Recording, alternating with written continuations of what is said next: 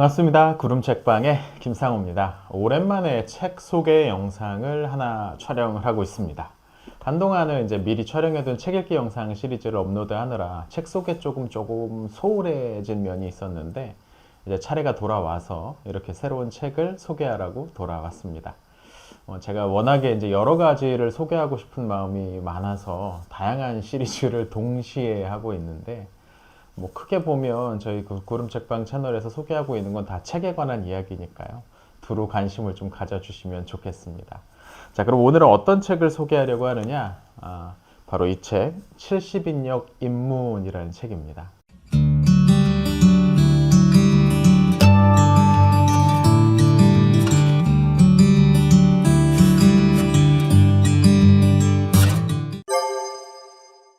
우선 이 70인역이라는 이름 자체가 조금 생소하신 분들이 계실지 모르겠습니다.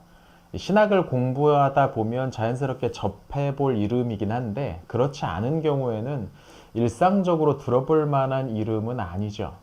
70인역이란 이름에서도 알 수 있듯이 70명의 사람들이 번역한 무엇을 가리킵니다. 여기서 그 무엇이란 성경을 말을 하죠. 70인역이란 간단히 말하면 히브리어로 쓰인 구약 성경을 그리스어로 번역한 버전입니다. 이 부분과 관련해서 간단한 역사적인 설명은 구름책방의 신구약 중간사 연대기에도 있습니다. 이 영상에 링크를 하나 띄워드릴게요.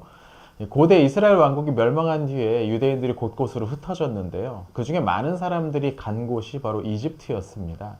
70인역은 아마도 이 이집트에서 번역된 걸로 추정되죠.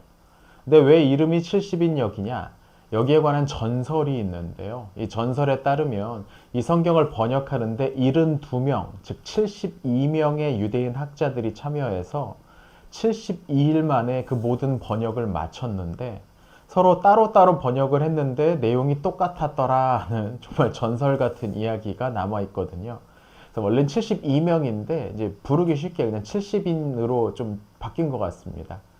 오늘 소개할 이 책은 바로 그 70인역에 관한 기본적인 학문적 접근에 필요한 여러 가지 내용들, 알고 있어야 될 만한 그런 요소들을 담고 있습니다. 그래서 제목부터가 70인역 입문이죠. 너무 깊게 들어가는 건 아니지만 그래도 이 번역 문서에 대해서 알고 있어야 될 다양한 내용을 폭넓게 다루는 그런 책입니다. 이 책은 크게 두 부분으로 나뉘는데요. 1부에서는 70인역이라는 책 자체에 관한 설명을 담고 있고 2부에서는 왜 우리가 70인역을 알아야 되는지 이 책이 갖는 중요성에 관한 설명을 담고 있습니다. 먼저 이 책은 두 명의 저자들이 함께 썼는데요. 이 두 명의 저자들은 먼저 좀 흥미로운 이야기를 꺼내놓습니다. 흔히 생각하는 것처럼 이 70인역이라는 한 권의 책이 따로 있는 게 아니라는 겁니다. 이게 무슨 말이냐? 앞서의 전설의 영향도 있고 또 오늘날 우리가 성경 하면 흔히 떠올리는 그 이미지가 있잖아요. 뭐 창세기부터 뭐 말라기 내지는 요한계시록까지 이렇게 한 권의 책으로 묶여 있기 때문에 우린 자연스럽게 성경이란 이런 식으로 구성되어 있는 것이라는 생각이 있습니다. 히브리어로 쓰인 성경이 하나가 있고 또 히브리어보다는 그리스어가 익숙한 사람들을 위해서 70인역이라고 불리는 그리스어로 쓴 성경이 하나가 있고 이런 식으로 생각을 하는 거죠. 마치 우리의 그 책장에 뭐 이런저런 버전의 책 성경들이 몇 권 꽂아 있는 것처럼요. 근데 이 저자들은 이 개념이 틀렸다고 말합니다. 아예 우리가 가지고 있는 기록에는 그리스어로 된 유대 성경을 가리키는 특별한 명칭 자체가 등장하지 않는다는 거예요. 왜냐하면 따로 개별 명칭을 붙여야 할 만큼 히브리어로 된 성경과 그리스어로 된 성경을 질적으로 다르게 여기지 않았기 때문이라는 말입니다. 이 흥미로운 이 부분인데요. 특히 히브리어로 된 성경과 그리스어로 된 성경을 질적으로 다르게 여기지 않았다라는 부분이 눈에 들어옵니다. 히브리어를 잘 못하는 대신 그리스어만 할 줄 알았던 유대인들에게 그리스어 구약은 그냥 구약 성경이었다는 거예요. 이 저자들은 이 그리스어 번역본이 여러 장소에서 여러 집단을 통해서 오랜 시간에 걸쳐 다양한 본문으로 제작되고 또 개정되어 왔을 거라고 말합니다. 시간이 지난 다음에 이 그리스어 번역에 70인역이란 이름이 붙었고 아마 앞서 설명했던 그런 전설도 생겨났을 겁니다. 그러니까 이 70인역이라고 부를 만한 단일한 본문이 따로 존재하지 않는다는 것, 이걸 먼저 알고 넘어가야 된다는 거예요. 근데 뭐 그렇다고 해서 이제 그때마다 뭔가 다른 명칭으로 부르기가 좀 그렇잖아요. 그러니까 뭐 이런 것들을 안다고 하더라도 그냥 내용을 전개하기 위해서 이 구약 성경의 그리스어 번역을 일단 70인역이라고 부르고 이제 넘어가는 겁니다. 하지만 그렇다고 해서 이 70인역이 서로 완전히 다른 식으로 번역된 서로 다른 글들의 모음이라고 생각해서는 곤란합니다. 왜냐하면 여러 다른 사본들이 있긴 한데 어떤 공통점이 분명히 있거든요. 그러니까 책에는 구약을 번역할 때 이 70인역의 번역자들이 어떤 습관이 있었는지에 관해서 몇 가지 특징을 설명을 하는데요. 가장 먼저 재미있었던 부분은 뭐냐면 이 70인역의 번역자들이 문자 대 문자 번역을 선호했던 것 같다는 부분입니다. 히브리어의 각 단어에 해당하는 그리스어 단어를 찾아다가 대응시키는 식으로 번역을 했다는 거죠. 그러니까 예를 들어 우리말로 나는 사과를 먹었다라는 문장은 영어로 하면 I ate an apple 정도가 될 겁니다. 어순이 다르죠. 근데 이걸 I an apple ate라는 식으로 번역했다는 거예요. 사실 히브리어와 그리스어 사이에는 기본적인 언어 구조의 차이가 있는데도 이렇게 번역을 했다라는 건 분명 의도적인 결정이었습니다. 히브리어의 느낌을 조금 유지하는 그리스어로 번역을 하고 싶었던 거죠. 물론 모든 문장을 그렇게 번역을 할 수는 없습니다. 아까도 이야기했지만 히브리어와 그리스어 사이에는 언어 구조적인 차이가 있기 때문이죠. 그래서 어떤 부분에서는 그러니까 히브리어를 문자 대 문자로 그대로 번역하기 어려운 부분에서는 히브리어 구조에서 벗어나는 번역을 하기도 했습니다. 예를 들어 S 발음이 나는 문자가 히브리어에는 여러 개가 있습니다. 신과 쉰 그리고 사맥이라는 글자도 있죠. 또 짜디라는 글자도 경우에 따라서 S음 비슷하게 나옵니다. 근데 그리스어에는 이 발음이 나는 문자가 시그마 하나밖에 없어요. 그러니까 이 차이를 그리스어로는 구분해서 표기를 할 수가 없는 거죠. 또 문법적으로도 히브리어에서 어떤 것이 쌍으로 존재할 때 그것을 표시하는 쌍수형 같은 그런 문법적인 어떤 그런 특징이 그리스어에는 없습니다. 당연히 이런 것들을 그리스어로는 정확하게 표현할 수가 없었겠죠. 또 가끔은 70인역의 번역자들은 독자들이 친숙하게 느낄 수 있는 표현으로 구약 본문을 변화시키기도 했다고 합니다. 책에는 한 가지 예가 실려 있는데요. 창세기 41장 34절에는 다가올 기근을 대비하기 위해 요셉이 파라오에게 감독관을 세우라고 권고하는 장면이 나오는데요. 이걸 70인역에서는 토파르카스라는 단어로 번역을 합니다. 그런데 이 토파르카스라는 단어는 이 70인역이 번역될 당시 이집트를 다스리고 있었던 그리스계 왕조 프톨레마이오스 왕조에서 농업과 경제를 담당하는 관료를 가리키는 명칭이라는 겁니다. 그러니까 자기들이 그 당시의 사람들의 귀에 익숙한 관직명을 이 창세기를 번역할 때 아마 그때는 그런 이름의 관직이 없었겠지만 그 단어를 사용을 해서 번역을 했다라는 거죠. 알아듣기 쉽게. 하지만 이 70인역의 번역자들은 특정한 히브리어 단어를 만날 때마다 대체로 동일한 그리스어 단어를 사용하는 경우가 많았다고 합니다. 비슷한 의미의 여러 개 그리스어 단어가 있을 때도 이 히브리어 단어는 이 그리스어 단어라는 식으로 연결지어서 즐겨 사용했다라는 거죠. 그러니까 아마도 이런 걸 보면 이 70인역이라는 게 서로 다른 장소에서 그리스어로 번역해서 기록되기 이전에 아마 이 구전으로 그러니까 입에서 입으로 구약 성경을 그리스어로 번역한 결과물이 어느 정도 서로 교감을 이루고 있었다는 걸 보여주는 예가 아닌가 싶기도 합니다. 그러니까 아주 뿔뿔이 흩어진 채로 그냥 각자 좋은 대로 번역을 한 게 아니고 일종의 어떤 이 구약 성경에 대한 그리스어 버전에 대한 컨센서스가 있었다는 거죠. 자, 그럼 우리는 왜 이 70인역에 관심을 가져야 할까요? 분명 이 70인역을 연구할 때 뭔가 유익이 있기 때문일 겁니다. 이 책의 2부에서는 바로 이 유익이 무엇인지를 주로 다룹니다. 먼저 우리가 이 구약의 히브리어 버전의 사실상의 표준으로 삼고 있는 마소라 사본이라는 게 있습니다. 근데 이 마소라 사본과 70인역 사이에 꽤 큰 차이가 있다는 걸 알아야 합니다. 예를 들면 70인역의 여러 버전에는 소위 외경이라고 불리는 책들이 포함되어 있는 경우가 많습니다. 또 히브리어로 된 구약에 비해서 이 70인역은 어떤 본문은 좀 짧게 또 다른 본문은 길게 번역되어 있기도 하죠.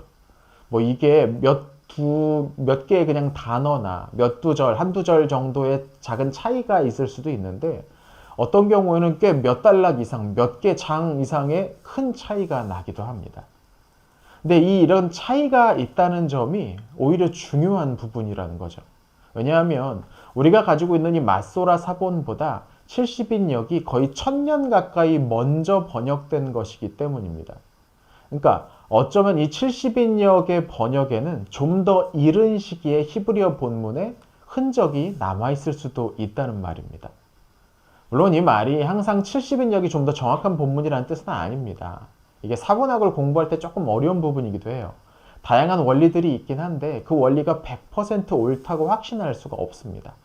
근데 최근의 연구 가운데는 우리에게 알려진 이 히브리어 사본, 그러니까 맞소라 본문보다 일부 본문에서는 70인역 본문을 조금 더 우수한 것으로 보기도 한다고 하더군요. 이 부분은 너무 전문적인 부분으로 넘어가고 그래서 이 책에서는 그렇게 깊게 다루고 있지는 않습니다. 관심 있는 분들은 또 다른 책을 참고하셔야겠습니다.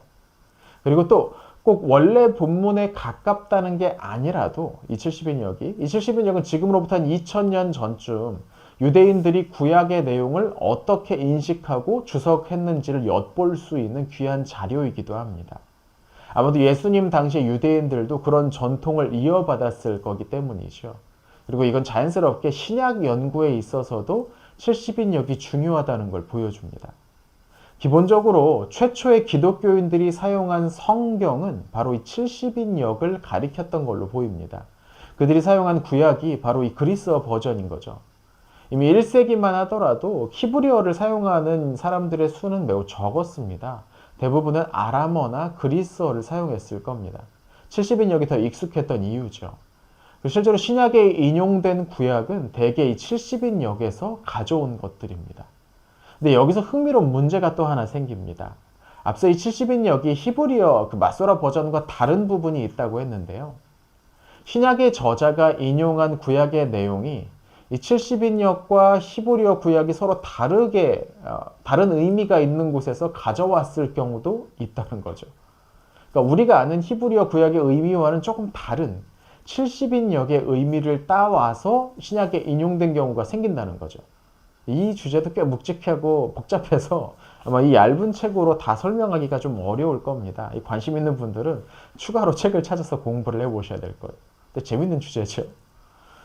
신약 연구에 있어서 이 70인역의 중요성을 설명하는 부분에서 결론적으로 저자들이 말하는 내용 중에 또 흥미로운 부분이 있는데요. 과도한 주해를 조심하라는 겁니다. 이 본문의 명사, 전치사, 동사의 구문론적 특징에서 작은 의미를 끄집어내서 여기에 이 관사가 붙은 이유가 뭔지 아느냐? 여기에 이게 복수형으로 돼 있고 여기에 이 단어가 이런 형으로 돼 있는 이유가 뭔지 아냐 하면서 그걸 끄집어내서 엄청나게 큰 내용인 것처럼 과장하지 말라는 거예요. 실제로 이런 식으로 신학 이론을 세우거나 설교하시는 분들이 꽤 있죠. 근데 애초에 번역이라는 작업이 꼭 그런 식으로 엄밀하게 단어 대 단어만으로 이루어지는 게 아니라는 거. 또 번역 작업 가운데 다양한 종류의 원문과의 차이점이 나타난다는 걸 생각해 본다면 확실히 그건 좀 과도한 일인 것 같습니다. 이 새겨들어야 할 지적이죠. 이 책의 마지막 부분은 70인역의 권위를 다루고 있는 부분입니다. 저자들은 이 권위를 세 가지로 나누어서 생각을 하는데요. 첫 번째는 규범적 권위고, 두 번째는 파생적 권위, 그리고 세 번째는 해석적 권위입니다. 규범적 권위란 하나님의 영감을 받은 정경에 부여되는 권위입니다. 그러니까 거기에서는 신앙과 실천의 어떤 핵심을 끌어낼 수 있는 책 그런 걸 말을 하죠. 근데 이 저자들은 이 70인역은 이런 종류의 권위까지 있는 건 아니라고 주장을 합니다. 왜냐하면 구약은 어디까지나 히브리어로 전승되어 왔기 때문에 그리스어 번역에 자꾸 하나하나의 신적 권위가 있다고 볼 수는 없다는 게 크죠. 여기서 여자들은 70인역에는 함께 포함되어 있는 외경을 정경으로 받아들일 수 없는 이유도 여기에다가 갖다 붙이는 것 같아요. 하지만 앞서 검토했던 것처럼 구약의 특정한 본문의 원래 의미를 추적해가는 과정에서 70인역이 도움이 될 수도 있습니다. 그게 좀 더 이른 시기에 정확한 본문을 반영할 수도 있으니까요. 그러니까 이런 면에서 70인역은 규범적 권위를 도출하는 데 도움은 줄 수 있다고 말을 합니다. 조금 애매하죠. 또 파생적 권위란 번역된 성경들을 가리킨다고 보면 될 것 같습니다. 오늘 전 세계적으로 구약과 신약을 자기들의 말로 번역한 성경이 3,000개가 훨씬 넘는데요. 기본적으로 히브리어 구약과 그리스어 신약이 규범적인 권위를 갖지만 자국어로 번역된 성경으로 신앙생활을 하는 많은 민족들, 그 그리스도인들도 자기들이 가진 성경을 하나님의 말씀이라고 간주를 하죠. 이 기본적으로 어떤 언어도 완전히 서로 같지는 않기 때문에 완벽한 번역이라는 건 존재할 수가 없습니다. 하지만 히브리어로 된 구약 성경을 불완전하지만 성실하고 충실하게 번역을 했다면 그 번역본 역시 하나님의 말씀이라고 부를 수 있다고 저자들은 말을 합니다. 그러니까 이런 차원에서 70인역 역시 하나님의 말씀이라고 부르고 사용될 수 있는 거죠. 실제로 최초의 그리스도인들이 그렇게 사용했다고 아까도 말씀드렸죠. 최초의 그리스도인들이 사용한 구약은 그리스어로 된 구약이었습니다. 그러나 이건 뭐 그렇다고 해서 특정한 번역이 신적인 영감을 받아서 번역된 거다라는 식으로 이해돼서는 안 됩니다. 일부 이단에서 특정한 버전의 영어 번역 성경만 하나님의 영감을 받았다는 헛소리를 하는데 그거 조심하셔야 되는 거죠. 그리고 세 번째 해석적 권위는 기독교 신학 작업을 하기 위한 자료로 사용될 수 있는 권위인데요. 이런 식의 사용법은 앞서서 말한 두 가지 권위보다는 격이 조금 낮죠. 70인역은 BC 4세기에서 3세기 무렵 유대인들이 구약을 어떻게 해석했는지를 반영하고 있다는 점에서 구약 연구의 중요한 주석 자료로도 볼 수가 있습니다. 마지막까지 아주 알찬 구성을 하고 있는 그런 책이네요. 자, 오늘은 구약 성경을 그리스어로 번역한 70인역에 관한 아주 기초적인 학문적 접근을 담고 있는 책 70인역 입문이라는 책을 여러분에게 소개해 드렸습니다. 조금 흥미가 생기셨는지 모르겠네요. 기본적으로 이 신학을 어느 정도 공부하신 분들에게 적절한 책인 것 같긴 한데 좀 더 깊은 신앙생활을 하기 위해서 성경에 좀 더 자세히 알고 싶다, 성경에 대해서 그렇게 생각하시는 분들이라면 한 번쯤 읽어보셔도 후회하지는 않으실 것 같습니다. 그리고 보통 이런 책들은 학문적 성격이 좀 강하다 보면 강한 자유주의 쪽으로 좀 치우치는 경향들이 있는데요. 이 책의 경우에는 나름의 균형도 잘 잡고 있는 것 같네요. 자, 오늘 영상은 여기서 마치고요. 또 다음에 좋은 책 소개하러 돌아오도록 하겠습니다. 시청해 주셔서 감사합니다.